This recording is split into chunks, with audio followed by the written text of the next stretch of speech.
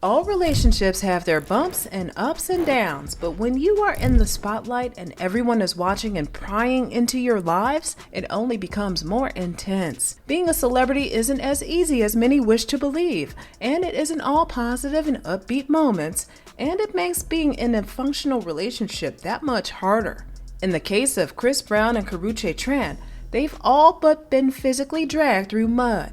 They became public knowledge to their fans in 2011 and the last 4 years together. Although many think they were involved for a while before becoming public, and the fact that Chris states that they were together for 5 years, not 4, only adds to that belief.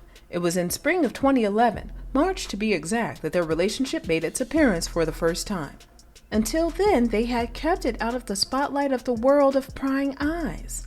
It's hard to know exactly when their relationship started, since Chris had only ended things with Rihanna in 2009, and that he and Tran were said to have been friends around this time, and somewhere along the way, that friendship turned into something more. Aside from Chris and Tran's public appearances, there wasn't much to be said about the couple. That was until Rihanna came back into the picture. Not only did she reduce Chris's restraining order against her and then begin following him on Twitter, but later that year, she publicly praised Chris's music in a cover story for Esquire. "It was too much anger. I'm excited to see the breakthrough he's had in his career," said Rihanna. "It's incredible to see how he pulled out the way he did. Even when the world seemed like it was against him, you know? I really like the music he puts out. I'm a fan of his stuff. I've always been a fan. I would never wish anything horrible for him. Never. I never have."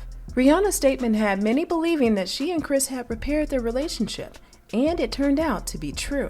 By February, Chris and Rihanna released a remix to Birthday Cake, and Rihanna became part of the remix to Brown's Turn Up the Music. With Breezy singing, "I Wanna You Girl Right Now, Been a Long Time, I've Been Missing Your Body," it was safe to assume that the two could one day reunite. However, the main thought on everyone's mind was, what does Karrueche think about this? Their songs together were the only thing at the time that the two were found doing together. There was no other information to find to think that Rihanna and Chris had rekindled their flame, and with no word of a split from Karrueche, everyone assumed Brown was still with her. However, it was that same month that Chris reportedly attended Rihanna's 24th birthday party. The following month, things turned ugly between Karrueche and Rihanna. The two began hashing it out with a Twitter war, where Rihanna nicknamed Karrueche Rice Cakes. Rihanna sings, "Remember how you did it? Remember how you fit it? If you still want to kiss it, come and get it. Sweeter than a rice cake, cake worth sipping." Which was no doubt hinted at Chris and an attack at Karrueche. And it was enough to get a rise out of Karrueche, because this was the first time we saw her fight back. Her response on Facebook, "I'm Angelina, you're Jen. Come on, you see where Brad is at." A famous line from Nicki Minaj's song, "Stupid." But that was only the beginning of all the turmoil to come about from the group. That June, Chris and Drake got into a huge brawl at an NYC nightclub, and it was reportedly also over Rihanna. Following the dispute, Brown put out a remix to Kanye West's Way Too Cold, in which he allegedly dissed Rihanna, which ended with Rihanna unfollowing him on Twitter. Just when we thought the heat had cooled down and things would go back to normal with the couple, things picked up again. Rihanna's grandmother passed away, and Chris publicly sent his condolences. The following month, Rihanna had an interview with Oprah on Oprah's Next Chapter, where she told her that she was still in love with Chris and that they had rebuilt their friendship. "We are very, very close friends," Riri said on the show.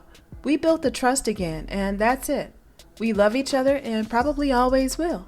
Following Rihanna's interview, Tran tweeted, "If you don't have trust, you don't have anything." Later that month, the drama went into a deep dive when Brown kissed Rihanna on the lips during a commercial break at the 2012 MTV VMAs. With back-to-back drama for the couple, it didn't help that right after all the drama with Rihanna, Chris went to court for a hearing for probation after failing a drug test, which again Rihanna placed herself back in the driver's seat when she posted on Twitter, "Praying for you, baby.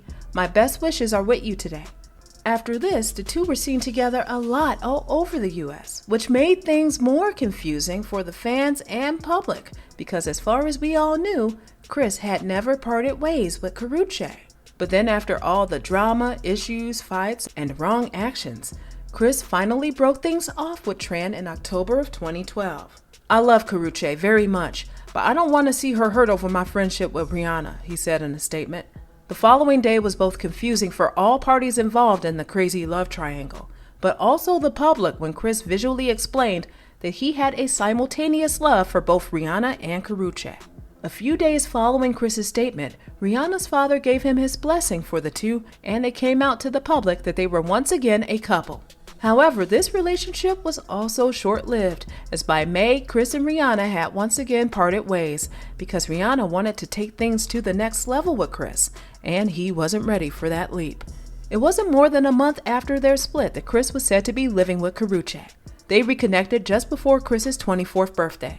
For the following months, things remained good for the couple until Chris's legal issues caught up to him once more and landed him in rehab. This ended up leading to the couple once again parting ways, as Chris once again cheated on Karrueche, this time with someone who worked at the rehab. This incident ended with Chris going to jail. Chris was incarcerated for 2 months before being released in June of 2014. The split, yet again, didn't last as long, as Karrueche attended his hearing and even shed some tears. Despite the couple being on and off again, they stuck together, and many hosts on talk shows questioned why they kept going back to each other, which led Chris to getting serious in his word choices with The Real host and stating at the end that he would marry the love of his life one day. Chris again calls it quits, and we stay in the shadows for a while, wondering why, until he states, "I was locked up for damn near 4 months and only got 1 visit from you while you were hosting parties and taking secret trips to Toronto, going on dates with Drake." Chris was beyond hurt and pissed, since Drake and him had previous issues with his ex Rihanna, and him and Drake had recently squashed their beef. Chris ends up apologizing when Drake and Karrueche denied the allegations made against them, which then led to the couple rekindling their romance once more. After surviving wave upon wave of drama and the fire and brimstone that continued to circle the couple, news of Chris's daughter with another woman was the last straw for Karrueche. Listen, one can only take so much. The best of luck to Chris and his family. No baby drama for me.